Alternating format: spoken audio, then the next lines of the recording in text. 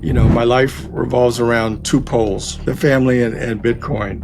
I had retired already, and I wanted to stay retired with Bitcoin. But if it was only choosing between Bitcoin and cash, it would be, 75% Bitcoin. Be stoic, be chill, because the more chill you are, the more Bitcoin you should hold as a percentage of your liquid capital or wealth. And I need something that's going to perform. Giving it to Wall Street is give them the money and they'll make sure that they have the yachts. And volatility coming down is also a good thing because it makes it more acceptable to this, broader community, right? So by 2033, we can project that Bitcoin may surpass the market cap of gold.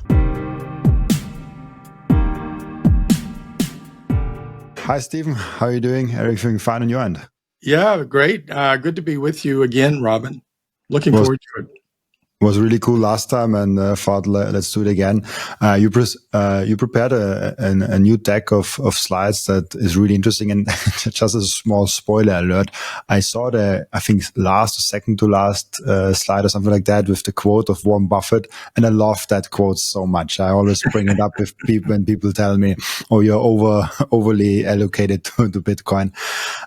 But let's get into what has kind of happened for you in Bitcoin over the last, I think, around 1 year that we have last recorded with the strategic Bitcoin reserve. I think Bitcoin hit the 100K between the last recording. What was kind of noteworthy for you in that period of time? Well, I think we had a run up around the election in the U.S. That pushed us up to 108K, and then later we hit 109K when it retested. And the liquidity was supportive at that time, and obviously the narrative was very supportive, and people became over anxious, I think, about the Bitcoin strategic reserve, which is going to happen, but I think requires some legislation in Congress to be fully implemented.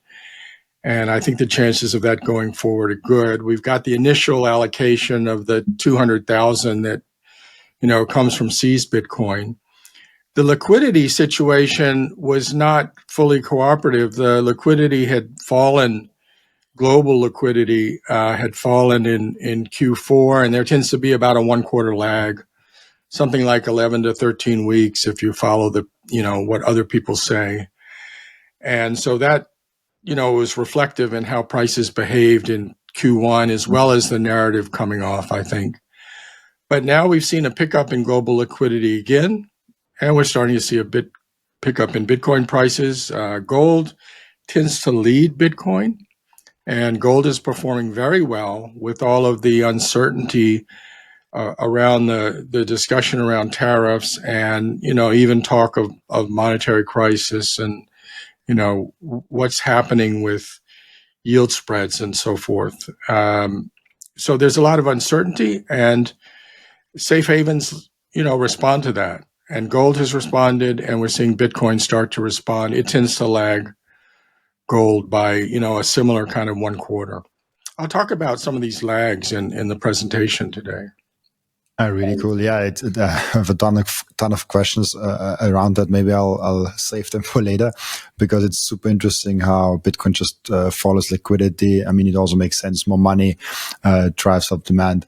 But yeah, let's get started with the presentation, and let's get started with the things you have prepared for. Okay, let me share that. Okay, I've titled this "The Power Laws of Bitcoin." I think it's the same title I used when we recorded last year, but the subtitle is different. It's Power and Persistence. So I want to show some, new research that I've done in the interim, in particular around something called the Hurst Exponent. That's spelled Hurst. And that is a way to measure the persistence of price behavior. The overall agenda is first a kind of a quick reminder about power laws, and in particular about the power law that Bitcoin follows, that Bitcoin prices follow with respect to both the dollar and to gold. And then I will mention some survey research around the efficient market hypothesis. And out of 25 different papers, the vast majority have demonstrated that Bitcoin prices do not adhere to efficient market, as in reversion to mean or, Gaussian and log normal behavior that's like a random walk. And then I'll get into really the core of the presentation around the Hurst exponent analysis and how that demonstrates the persistence of power law behavior. And also I'll talk about the distinction between the core power law and the bubble behavior that sits on top of this power law core. The bubbles rise and then fall, back to the power law. Also, I'll point out that bubbles are getting smaller over the long term, and so I'll show evidence for that. If we have time at the end, I'll talk about the Kelly criterion for portfolio sizing and, how much could you imagine allocating in your portfolio to Bitcoin? Okay, power laws are ubiquitous in the universe, and I just saw this earlier this week or in the past week. This is kind of a graph of everything. It's got everything you could imagine on it, from fundamental particles down in the lower left to, atoms, up through bacteria, viruses, fleas, humans, whales, all the way up to the sun, red giant stars that you can see in sort of that middle pink area. And then the blue area has kind of the least dense structures in the universe, which are our galaxies and our galaxy clusters and superclusters in the upper right, all the way up to the Hubble radius, which is the scale of our observable universe. We've got this big line called black holes, kind of on the middle left. You'll see black holes, and has a different slope to it than the others, which is interesting. But this whole thing is a vast landscape that's a kind of a Google by a Google. There's over a Google, which is 10 to the 100th, 100 factors of 10 dynamic range on the y-axis, and very nearly a Google on the x-axis. So the y-axis has mass, but in logarithmic terms, and the x-axis has the radius. At the bottom, it shows it in centimeters, and the top, it shows it in megaparsecs that astronomers like. But in either case, we're talking close to 100 orders of magnitude. So it's very all-encompassing. But the important thing here is that this is a log-log chart. So anything that's a straight line is a power law relationship. So if you go the size of things from atoms all the way up through the sun, it sort of fits in that band, right, of a power law. And it's, if you have a constant density, mass times density times the radius cubed, right? It turns out that the average density of the sun is not different from your average density. It's within 40%. The average density of a human is what? It's water. It's a gram per cc. For the sun, it's only 40% higher. It's 1.4 grams per cc. Much denser in the core, but on average, it's similar. So those things all line up. And then you see the black holes. They all line up with a different power law, a very different slope. And the reason is that under general relativity, the radius of a black hole is proportional to its mass. So there's not this mass going as the cube of the radius kind of relationship. It's directly proportional. So those are two extreme examples. Then that blue band is kind of the lowest density stuff, which is galaxies and galaxy clusters in the universe as a whole. And that does follow also the R cube kind of thing. And we have this critical density that matches that. So that blue band, or sort of purplish, is called omega M in the legend, M being for matter. And everything else would be dominated by radiation density. That's all the pink. And then you have these forbidden zones, forbidden by gravity and forbidden by the limits of the quantum certainty. But it's just to show how ubiquitous power laws are in nature. And it turns out of the four fundamental forces of gravity, electromagnetics, and the two nuclear forces, they're all either pure power laws or they have power laws as components of the overall laws. Then I like this quote from Buckminster Fuller, who in 1967, 58 years ago, he said, by the year 2000, there will be a realistic scientific accounting system. Wealth is not gold, it's energy. and wealth always increases. And I tweeted this out, and I said that we have in Bitcoin the first completely scientific standard ledger, the first direct from energy monetary system for enumerating wealth. It appeared 42 years after Buckminster Fuller's prescient statement. So the underlying the power law for Bitcoin is the proof of work implementation. So we take energy, which is power times time.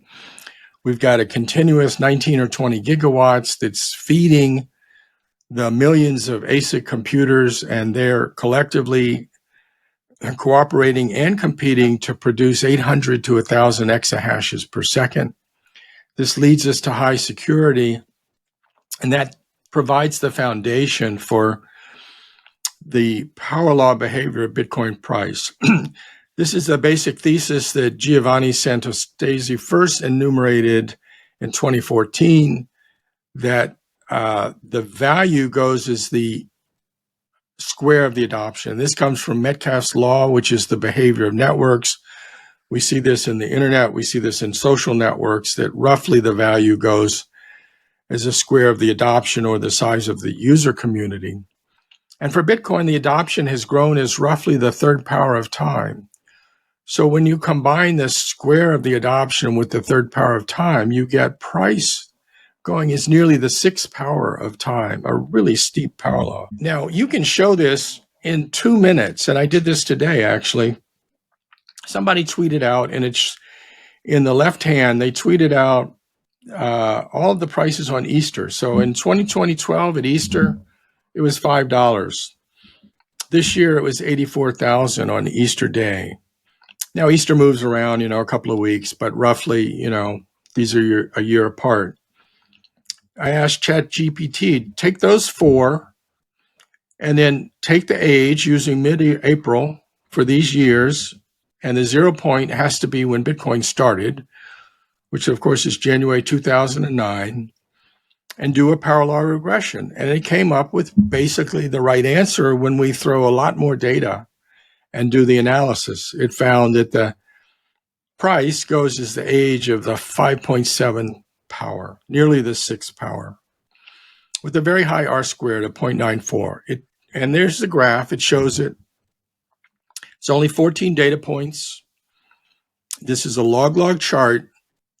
And so you've got the log of the price, varying from less than $10 to nearly $100,000 over the interval. And the age is also a logarithmic chart. You can see the lines are getting closer together as you go from 4 to 6 up to 10 years. And it's really quite a nice fit with a small amount of data, because the power law is persistent. It's strong. You can do this at home in a few minutes. Just pick any date, look up the Bitcoin price on that random date, same date every year. Try it yourself. Now, this is a much more detailed analysis. This is using weekly prices, and it starts in the middle of 2010 and, runs up to date. And this also looks at auto regression. People have sometimes said, well, there's auto regression in Bitcoin. This one has been corrected for second level autocorrelation, which is 1 week and 2 week autocorrelation, because these are weekly data points. And once you do that, your Durbin-Watson statistic, which is the statistic that tests for autocorrelation, is very close to 2, which is what you want it to do to eliminate the effect of autocorrelation. And then this is being quantile regression. We've run for a number of different levels, from the 0.05 quantile all the way up to the 0.95. The median is the red line, is the 0.5. And then the equations for each of these are shown. And what you find is that below the median, you see a power law that's got an index between 5.8 and 5.9. Above the median, it's a somewhat less steep power law between 5 and 5.4. So here you're already seeing hints of the difference between the core and the bubble. Out of the 7 regressions, 4 of them are quite bunched up. The red line is the median, and then there are 3 below. In fact, two of them are right on top of each other, so you can hardly discriminate the orange and the blue. But they're kind of all crunched up, and you can see that they act as the support line, where Bitcoin, after the bubbles, comes back to that support line and finds a pretty firm foundation that continues all the way up. So that's the true core power law. And we've done more detailed statistical analysis to show the distinction between the two. But the other hint you're getting is that the bubbles are becoming smaller relatively because these lines are kind of sloping downward, converging. They're a less steep power law, 5 to 5.4, rather than the core 5.8 to 5.9. Now, that was the dollar. This is for gold.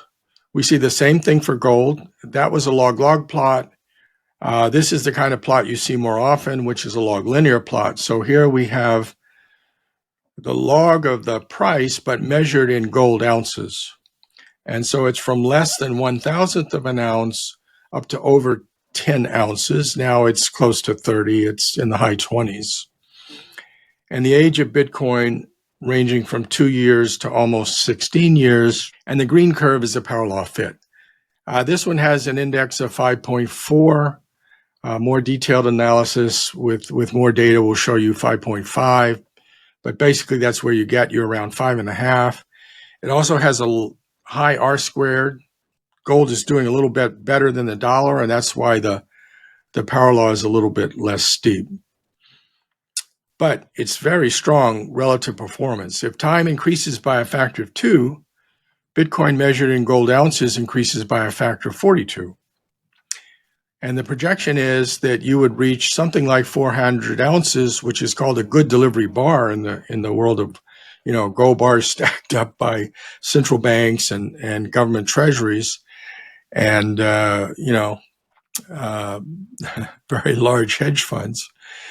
You would reach that level by 2033, and that would correspond to the equivalent of 8 billion ounces of gold, which exceeds all the gold on Earth, which is about 6 billion ounces. So by 2033, we can project that Bitcoin may surpass the market cap of gold. Which is not that far away. It's super interesting. 8 years. I love also, you call it bubbles. I usually call it volatility of the price. I think that's what you mean, the upbursts of a price that we had like 2017, the 2021.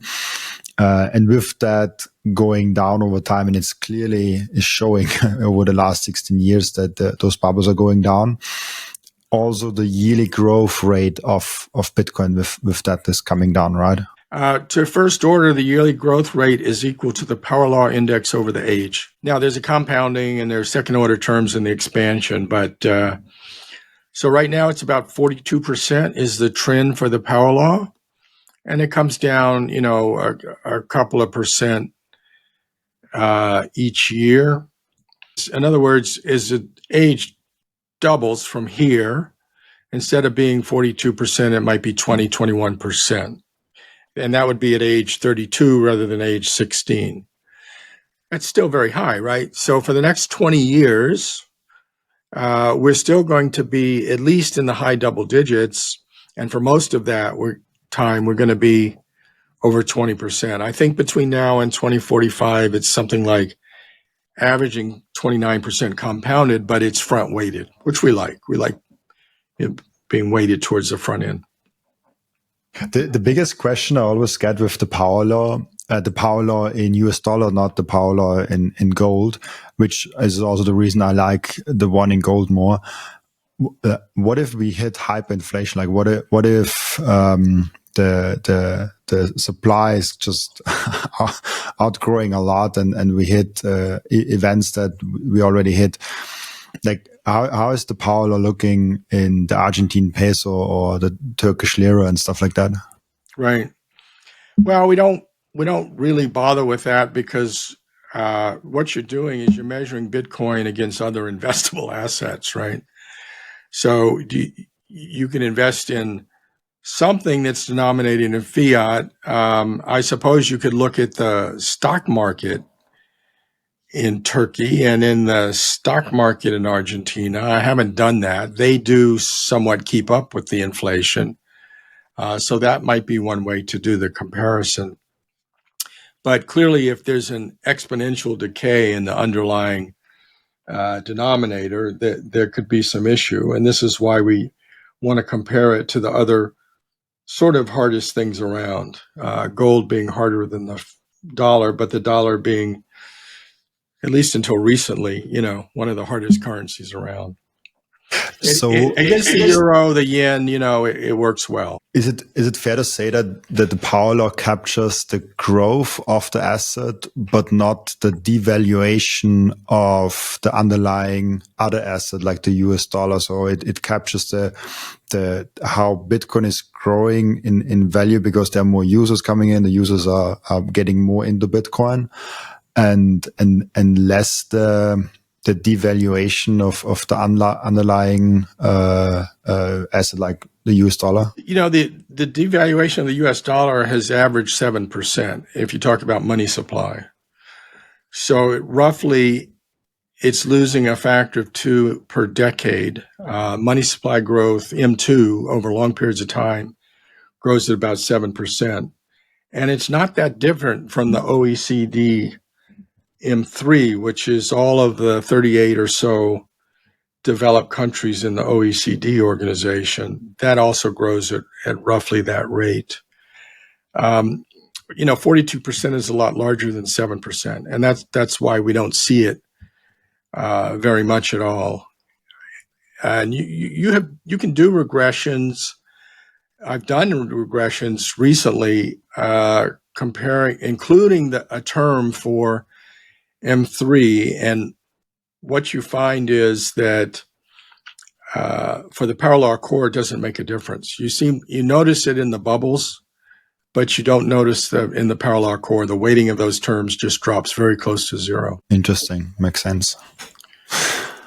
Perfect. Okay. EMH is the efficient market hypothesis, and that's the idea that the stock market behaves like a random walk. Now, that's a random walk around exponential growth because on average, the U.S. stock market grows for the S&P, something like 10% on average compounded, a little bit higher for tech stocks, for NASDAQ. But then, economists and financial professionals will often model that as log normal distribution or Gaussian and say that there's reversion to mean. And over long periods of time, there is reversion to mean, and it behaves like that exponential. Of course, you can have very severe events that break log normal. You get these black swans. Things go 5, 6, 7 sigma, right? When you have huge market crashes, eventually you do get reversion. Bitcoin is not market efficient at all. And somebody 4 years ago did a literature review, and they found 25 different studies of Bitcoin, and there were some other cryptos studied, but always Bitcoin was part of it. There are many different methods, and this quote shows a list of all the methods that have been used. Personally, I've used detrended fluctuation analysis, the Hurst exponent test, which I'm going to present to you, the OLS model, which we've just shown you, along with QR, quantitative, the augmented Dickey-Filler tests we've done. But right now, I'm going to show you the Hurst exponent test. Now, 20 of 25 studies said, no, Bitcoin does not follow this kind of reversion to mean random walk. But they all missed the most significant thing, which is the power law theory, because what they did is they looked at prices in correlation with other assets, and they just looked at price variation from, one day to the next or 1 week to the next, and they looked at percentage changes or logarithmic changes in the price. Normally, when you do these kinds of tests, you detrend. But they're just detrending by that sort of exponential typical rise that you see in the M2 money supply or in stocks. They're not detrending by a power law. Now let's go on and look at Hurst exponents and just a setup for what that is.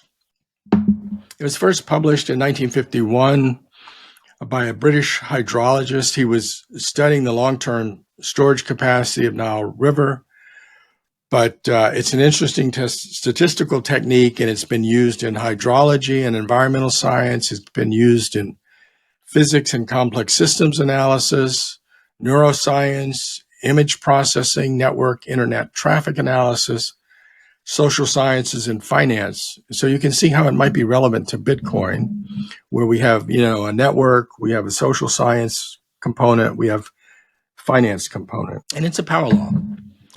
It's a little bit different power law than what I've just shown you, but I'll show you the definition. What you do is you take the residual, so you fit like a mean or something, some trend, and then you take the residuals from the trend, and then you create these windows of different size within your overall data set. So you look at portions of the data set, and you look at the maximal range.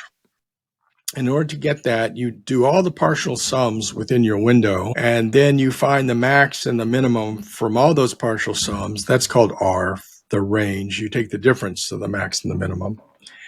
You take the standard deviation within that window size.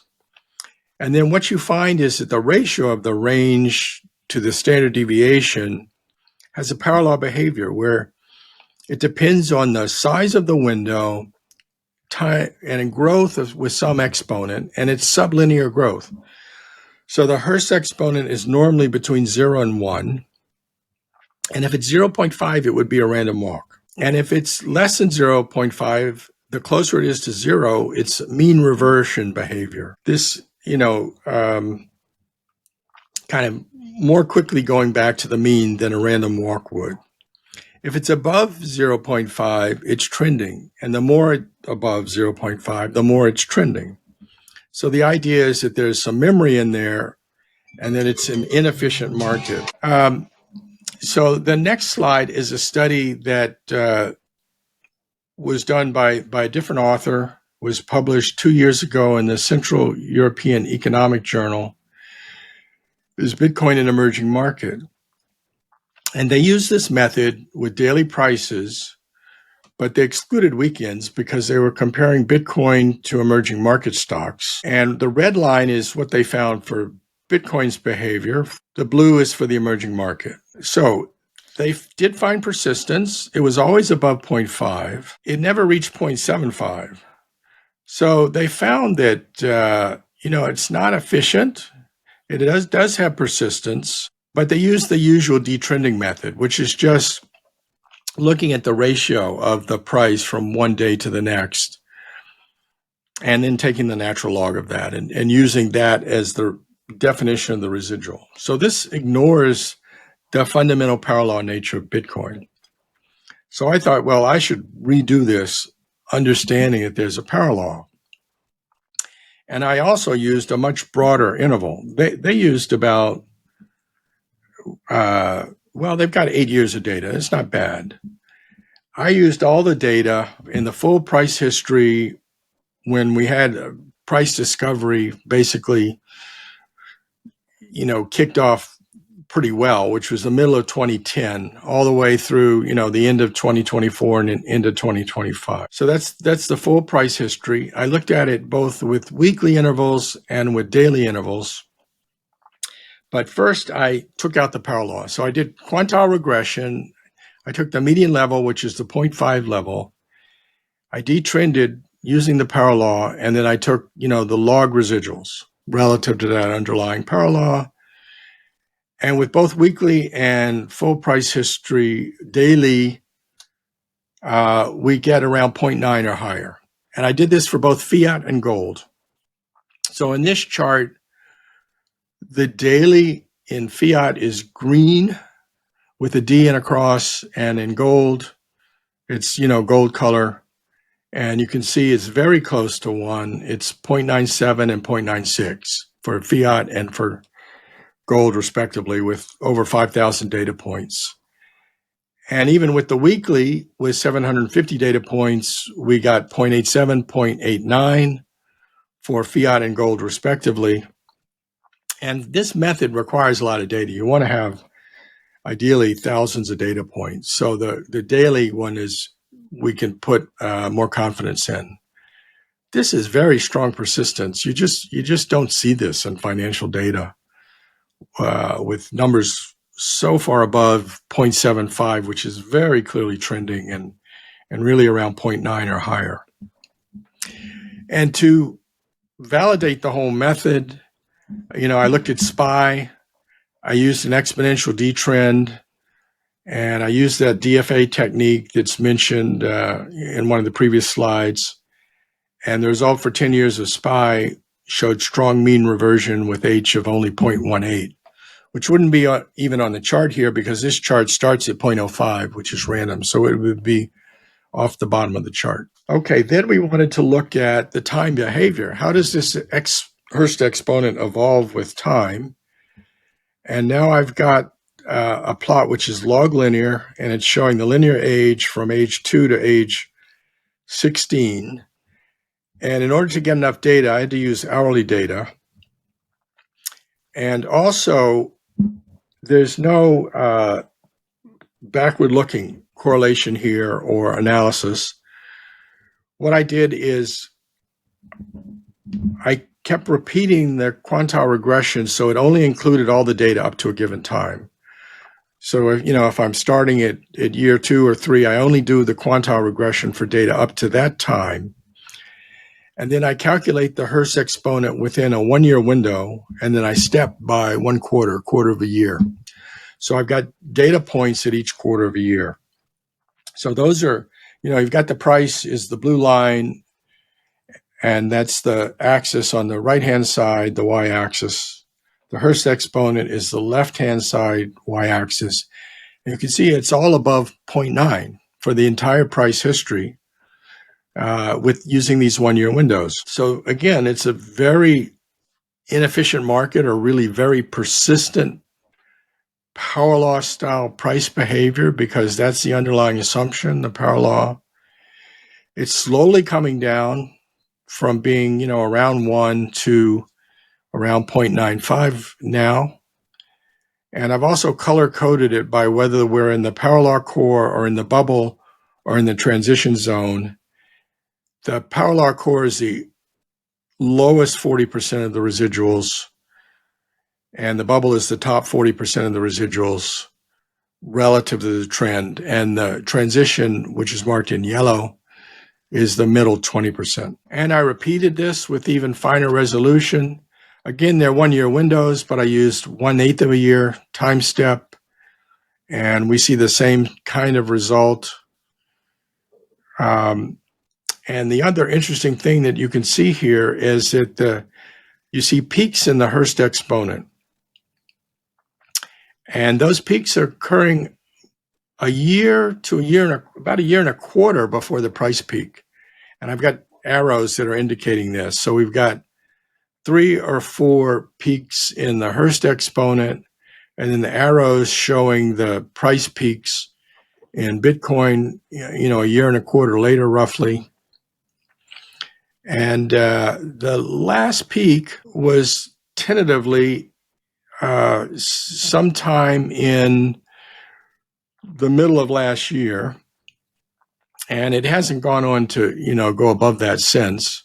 If you project that forward, it takes us really to the end of 2025 for a possible correlation with the price peak in Bitcoin. I also took the residuals and randomized them all as a validation test, and I got an H of 0.51.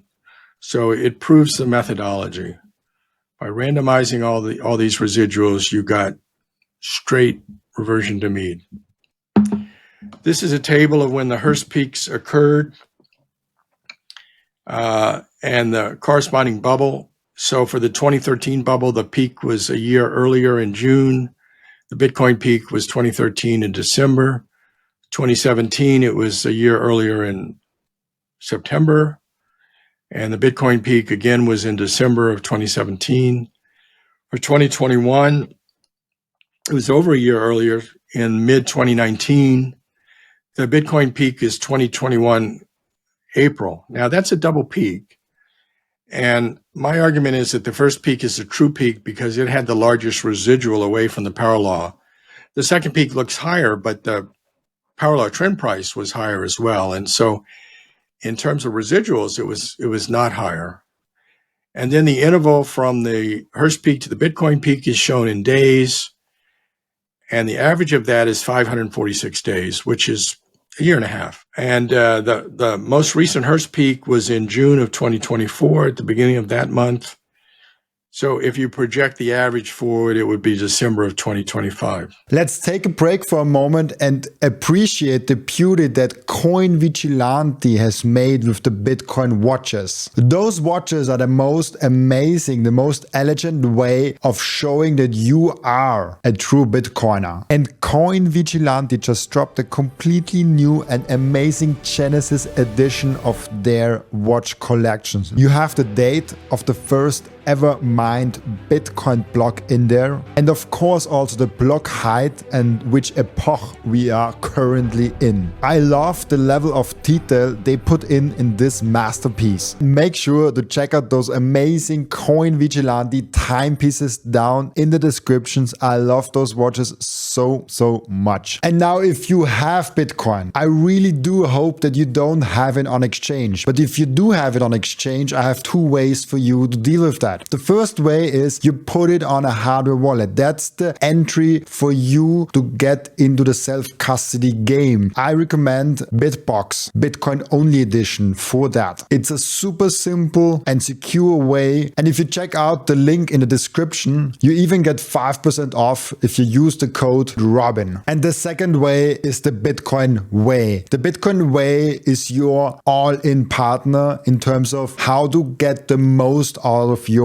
sovereignty. They will personalize for you a self-custody setup that is perfect for your individual situation. They will show you how you can secure your own devices. Securing your Bitcoin is not enough. You also have to keep all your devices secure. One topic that is overlooked often is the inheritance plan. What happens with your Bitcoin once you are no longer here? Do you have a plan for that in place already? And last but not least, if you're in the jurisdictions where you don't feel safe, it's better to get a plan B. For all that, head over to thebitcoinway.com/Robin to get a 30-minute free call. And just a quick side note, I will be for the first time ever speaking at the Bitcoin Prague event in June. It will be absolutely legendary and I'm really looking forward to seeing all of you there. You can get your ticket in the link down in the description of Bitcoin Prague, and very important, use code Robin to get 10% off your ticket. I'm really looking forward to seeing you there. We'll see.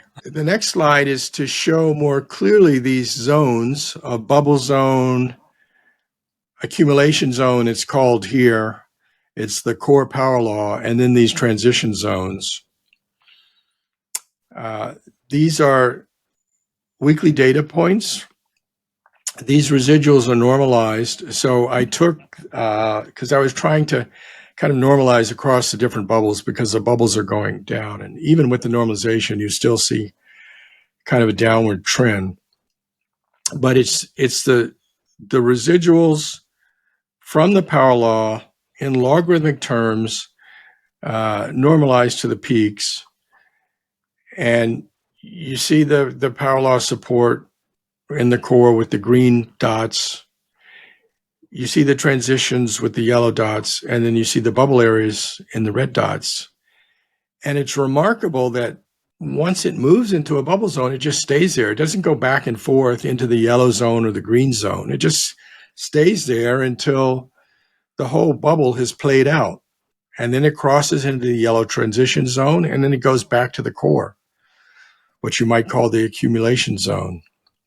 And then on to the next transition zone, and then back to another peak, and then down. And then we had a kind of small bubble, kind of a fake out that didn't sustain very well.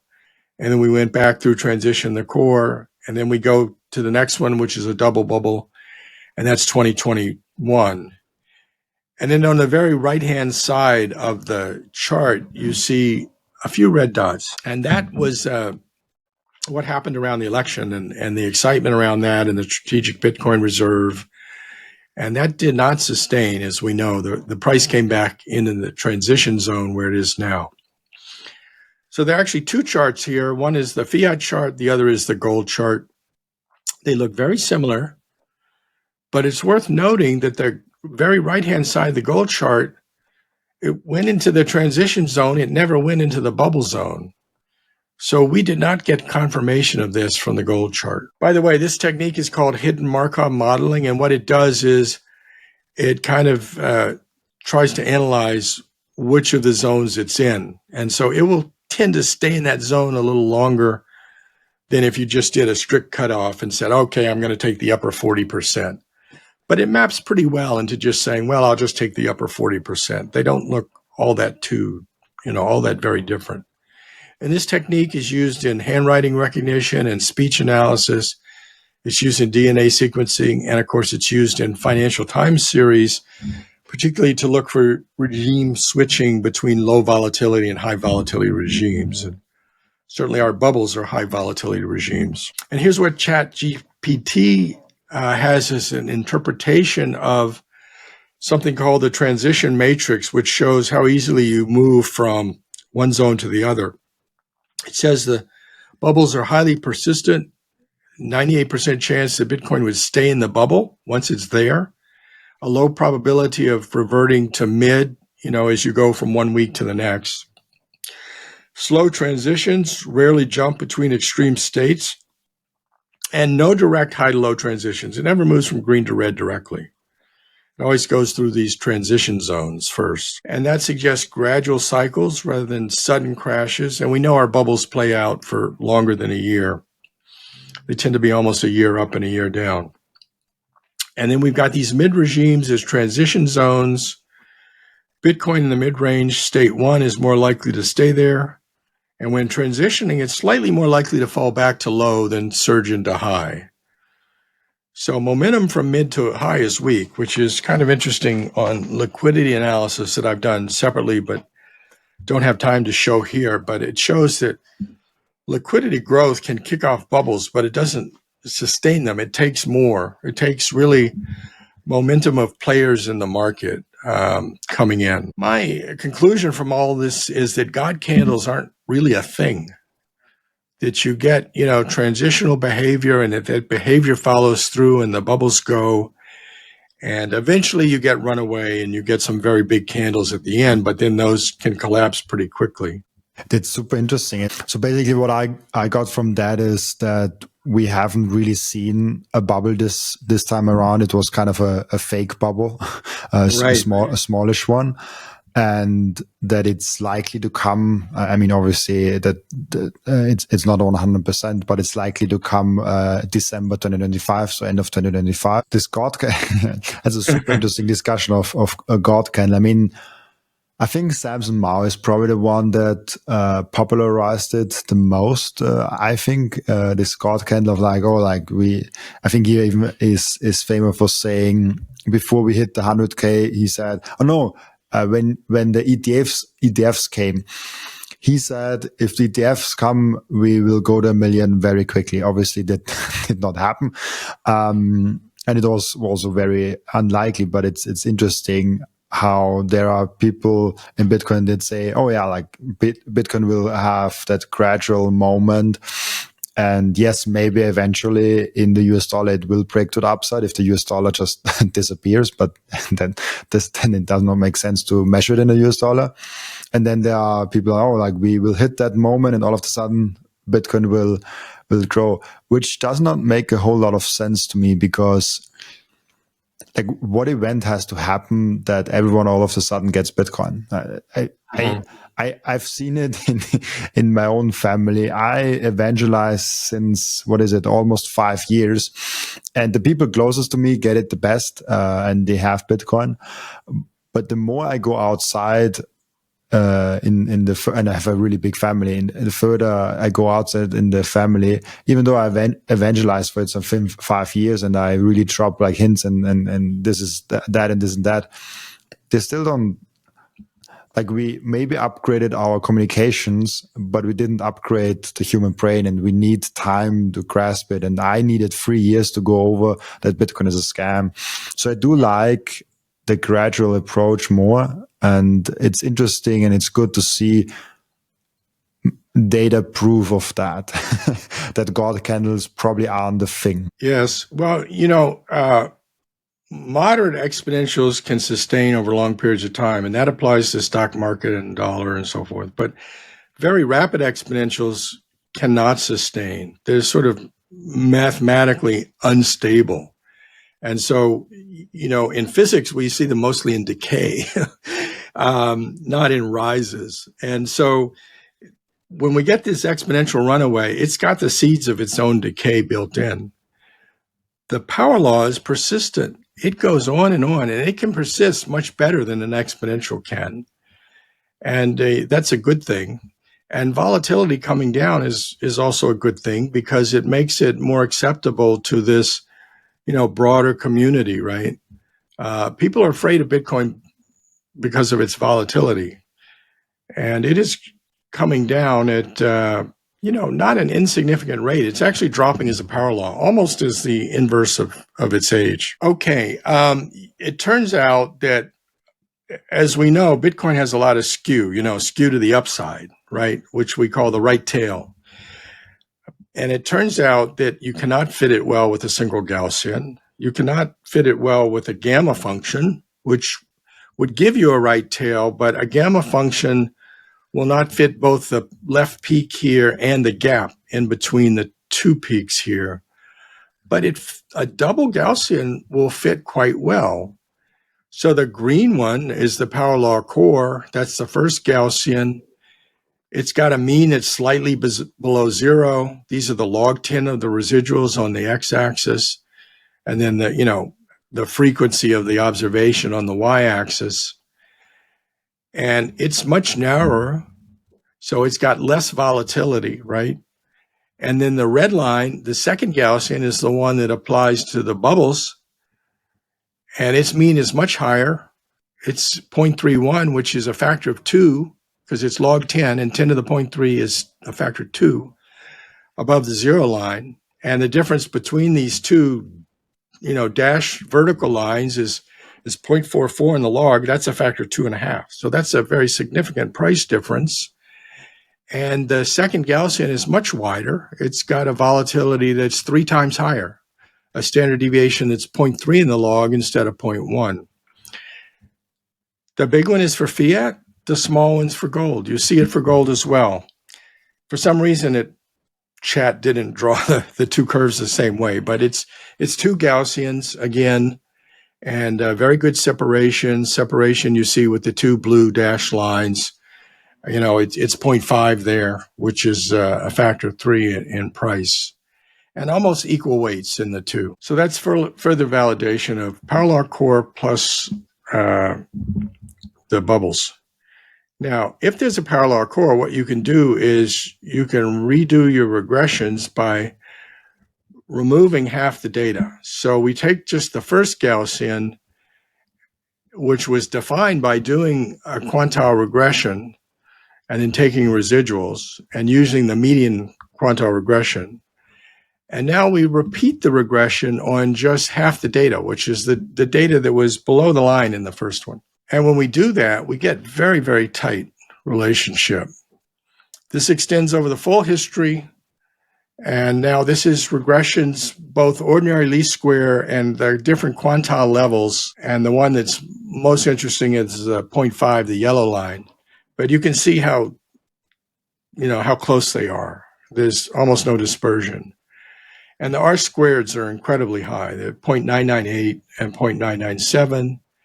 And the mean power law index is somewhat higher than you get when you regress all the data, including the bubbles.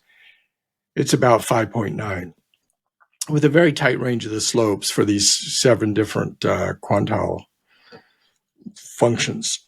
So the idea in terms of a physics analogy is, if you think about fluid flow, you have laminar flow and turbulent flow. And you have this in your heart, and in the aorta that comes out of your heart is the largest vessel. And, from one heartbeat to the next, it moves from laminar flow into turbulent flow, and it's transitional. And if you're fortunate, it doesn't get too turbulent. If it's too turbulent, that's a sign that you've got heart disease because you've got some obstruction in your aorta. but it does get more chaotic. So in laminar flow, it's stable and ordered, and that refers to the power law trend that's the core. And the transition zone, it's starting to, have some increased volatility, but it's not fully turbulent. And you see the heartbeat, the vessel diagram there. And turbulent flow, it's higher energy, more chaotic, and you're growing exponentially above the power law. So there's a correlation between laminar is the green color, yellow for transitional, red for turbulent. That's shown in terms of these residuals with these sharp bubbles with respect to medium. And then I've shown the 1 sigma plus or minus for each of those separate zones. So those are the bands that you see.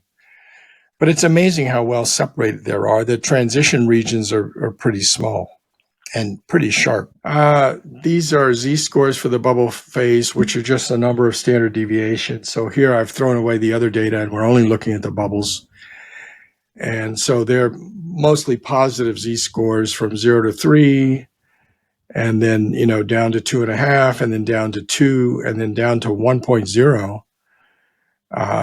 So we are seeing that the volatility has clearly been dropping. The zero line is a big jump in price already. It's a 2.75 times higher than the core power law price. And then we're seeing a little bit of bubble that happened earlier in 2024 with the ETF excitement that did not sustain. It's also interesting that the rises are a little bit sharper than the falls on these. So the very sharp rise, and it takes longer for the reversion. People are a little bit denial in the bear market phase. This is another way of looking at these, showing the linear deviation in percentage terms, which initially could be as high as 800%, and then 600, and then 400, and then down to 200% for the most recent bubbles, and also showing the full bubble period is shaded, and we see that the bubbles got a little wider, particularly in comparison to the first bubble. And this is showing the top 40%. So it's the 0.6 quantile and above. And now what we can do is we can look at how much energy is in that bubble. And I just define the energy as the percentage. It's the integral under the curve. So it's the energy integrated over the time period of the bubble. And then you take the average of that over the bubble, and you define something called the power. And if you look at the Bitcoin power in percentage per year and plot it against market cap, it falls off as a power law, and with a very high R squared. Now we've only got 4 data points. It's not a steep power law, it's a mild power law. So it falls from, in these units, percent per year, from 300 down to about 80, projected to go to 60% by the year 2031. As market cap, though, has grown, from a tenth of a billion to, 1.6, 1.7 trillion today. And it turns out to be a power law to the 1/7 of the market cap, which is interesting, and I'll explain why. If we project this into the next bubble, we would say, well, maybe price gets up to 200, 250,000 maximum. So market cap might be, let's say, 4 trillion. So that's marked with the B. And, will that happen this year or next? We don't quite know, but it should fit that curve reasonably well. Now, the other smaller plot is the same idea, but it's the Bitcoin bubble power versus age, the same 4 points, but plotted against linear age. And you can fit it with the reciprocal or with the power law.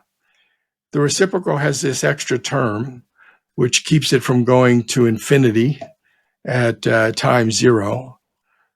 But at longer times, it's 1 over t. The power law is slightly less steep. It's t to the minus 0.83. Both of them fit the data pretty well. But the t to the minus 0.83 matches the 1/7th power that we see in the large chart, because market cap goes essentially as T to the 6th power, particularly now that the Bitcoin supply is barely changing. Bubble power versus market cap to the minus 107, is consistent with market cap growing as the 6th power of time. And with the bubble power versus age going as, on this chart, T to the minus 0.83. Now, there's a reason why this should be true. The average power should be the reciprocal of the age, roughly. Price goes as the kth power of time. K is about 5.8. The first derivative, normalized to price itself, is dP over P, is just K times T to the K minus 1 divided by the power law itself, T to the K. So the percentage change in price to first order is K over T, where K is this 5.8, which is the index of the power law, and T is the age. So right now it's 5.8 divided by 16.3, right? And that gives you something like 40%. Now, the hypothesis is that for the bubble power, that it would be proportional to the capital ingest. But it turns out the capital ingest also has to be K over T. And the reason is that the percentage price move is equal to the market multiple times the capital ingest divided by the number of coins. But the number of coins is now more or less fixed. And over long periods of time, the market multiple has been about 2.5. It does change in the bubbles. It goes up with FOMO and with momentum. The market multiple does go up. But over long periods of time, it's been measured to be about 2.5. So if the number of coins is roughly fixed, the capital of ingest should be a percentage of market cap. And if the market multiple is roughly fixed, it should be proportional to the price move, which is proportional to K over T. So the capital ingest is also proportional to K over T. And so that could drive the bubble power. And so then the bubble power should go as roughly the inverse of T, inverse of the age. And that's what we measure. Okay, this one is another one that's saying no God candle. At least not in Q2. We're not going to reach 250,000 this quarter. Here we are already, almost 1/3 through Q2. This is just the rolling 13-week log return. So this is how much can you get in one quarter for Bitcoin price to go up. And in the last 7 years, the highest value you get is a factor of 3, which is 0.5 in the log 10. So don't expect a factor of 3 just in a single quarter. We just haven't, seen it go above that. And we know volatility is coming down, so we would not expect it to shoot above that. So if you're going to get to 250,000, it's probably going to take at least 6 months. All right, I'm going to close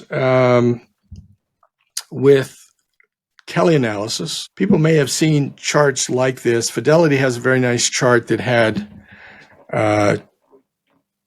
24 different asset classes, I think. This one has 16 asset classes, 10 years of returns. About half of these asset classes are debt, different forms of debt, treasury debt, mortgage-backed securities, municipals, and so forth. And the rest, of course, are stocks, large caps, small caps, international equities. And then it's also got Bitcoin. It's also got gold. It's also got real estate, which is REITs. And as those of us who live in the Bitcoin world know, 8 out of 10 years, Bitcoin was the number one asset. And we see that in the dark blue right at the top, 8 out of 10 years. 1 year treasury debt, that was a terrible year, 2018. Treasury debt returned 2%. Everything else lost money pretty much. And then in 2022, commodities did well. That was probably a knock-on effect from the supply chain dislocations of COVID, and then the big liquidity response to that. And we also know that Bitcoin has bad years and had crashes in 2018 and 2022, and it was the absolutely worst asset. And this is what's scaring away your distant relatives and friends, Robin, is the big crashes. But when we take it all into account, we can do a Kelly analysis, and Bitcoin is still the superior asset class. So I'll show you how we do this. First of all, I threw away the 8 classes that have debt because none of those, return much. They're all single-digit %. So they're just not in the running. So we have 8 classes here: Bitcoin, broad tech, small caps, large caps, real estate, gold, commodities, international equities. That's 8 classes. And in order to do a Kelly analysis, the optimal Kelly fraction that you want to allocate is given by the equation in the upper right. It's equal to this term P, which is the probability that you have a winning year relative to whatever you're measuring against, which could be, dollar, could be euro, could be gold. But here it's dollars. And then you subtract from your win rate, you subtract your loss rate, which is 1 minus P. So if you have an 80% win percentage, as we did with 8 out of 10, then for Bitcoin, 1 minus P is 0.2.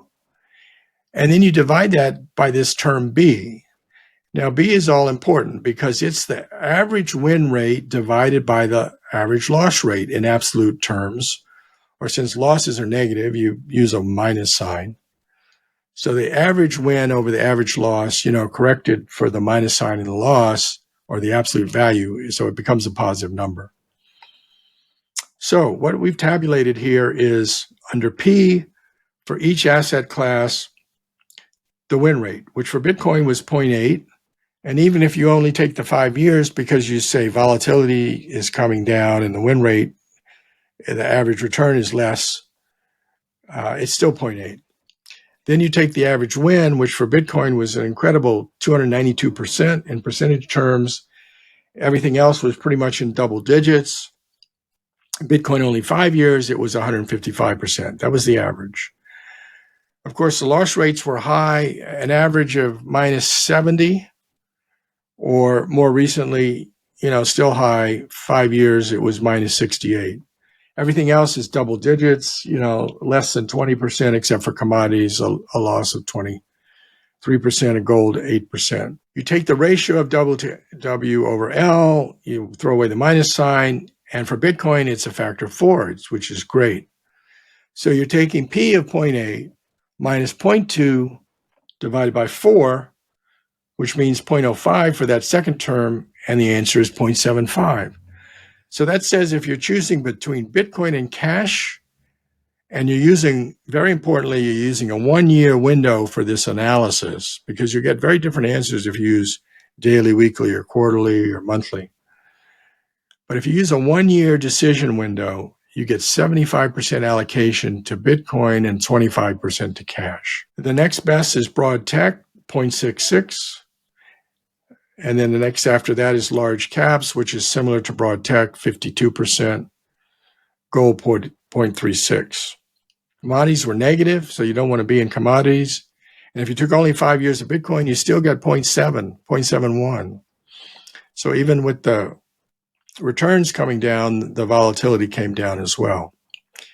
Now you can correct for the risk-free rate, and I use 4%. So if you're getting 4% or 5% in your treasury bills, you can correct for that.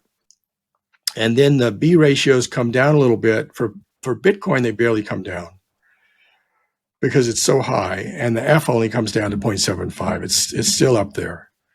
But it makes it quite a difference for some of the others. The broad tech remains high at 0.6 as the optimal fraction. Small caps went negative once you corrected for the risk-free rate. Real estate went negative after you corrected for the risk-free rate. Commodities went really negative. You don't want to invest in commodities long term. International equities went negative. So unless we get, really severe crash of the dollar, you don't necessarily want to be in those either. And Bitcoin, only 5 years of history, you still got 0.7. Now, so the top 3 assets here were Bitcoin, broad tech, and you could pick broad tech or large caps. They're roughly similar. So then I looked at, what was the next best one after those? It was gold. And if you took their ratios and then normalized that, you said you wanted to have 3 assets in the portfolio, and you had to normalize it so you don't, add up to more than 100%, then it would be 52% Bitcoin, 42% broad tech, 6% gold. But if it was only choosing between Bitcoin and cash, it would be, 70, 75% Bitcoin. Now, this one is just to show you that if you do the analysis monthly, quarterly, shorter time frames, you get quite different results. So the optimal F is the last row in here. With a monthly analysis, it's 24%. And I just took 5 years there because I didn't want to overweight the high returns in the earlier phases. Quarterly analysis, it's 35%. And with Bitcoin, it's 77% if you took all the data in this case. And if you only took after 2018 for this analysis, it was 56%. But this I did earlier, so it only had half the year of 2024. So it's a slightly different result. Okay, so, but the other lesson from this is, be stoic, be chill, because the more chill you are, the more Bitcoin you should hold as a percentage of your liquid capital or wealth. You can justify holding higher and higher percentages. So I'll end with the quote, 2 quotes.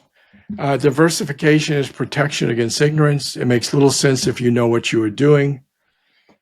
Warren Buffett knows what he's doing in stocks. He admits that he doesn't know what he's doing in technology. He certainly doesn't know what he's doing when it comes to Bitcoin.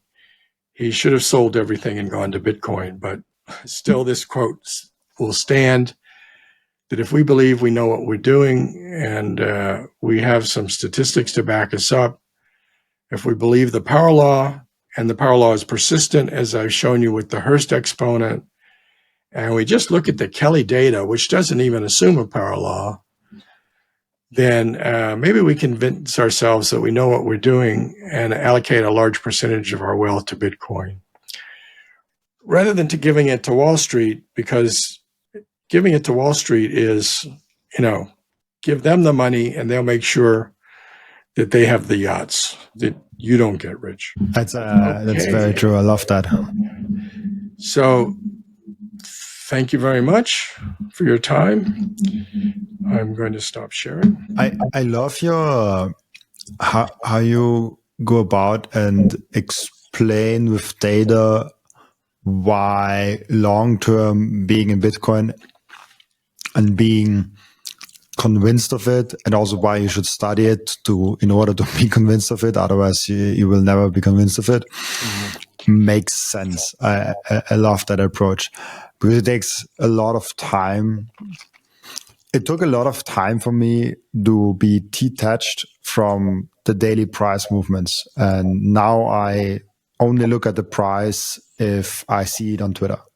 Mm-hmm. I operate in Bitcoin. I have cash flow in and out already in Bitcoin for my business. So I didn't touch a Bitcoin exchange for, I think, like 4 or 5 months now, because I get also income in Bitcoin, and the fiat to Bitcoin split is so nice that I don't have to exchange one for the other. Actually, right now, that will probably change around this year. But this stoic approach of I'll study Bitcoin very deeply, I allocate accordingly to my what belief is, and then I have a long time horizon of 5, 10, 50, maybe if you're young, 50 years. So that's great, and I love that you can bring data to that discussion, because I always just bring fundamentals and why I believe Bitcoin is the future to the discussion, because I'm just not good with data, as good as you, definitely not. And I love that you bring that data here. And what I also the 2 main things that people might want to know about a number go up technology is we might hit 250,000 this year when we get in the bubble area of it. And we are flipping gold, which is more importantly, but not this year, but I think 2032, you said, which is, I think, the real opponent that will the end boss. Of course, like if someone asks me, oh, like of course, like if we just look at US dollar and Bitcoin, like obviously I want more Bitcoin or any fiat for that matter.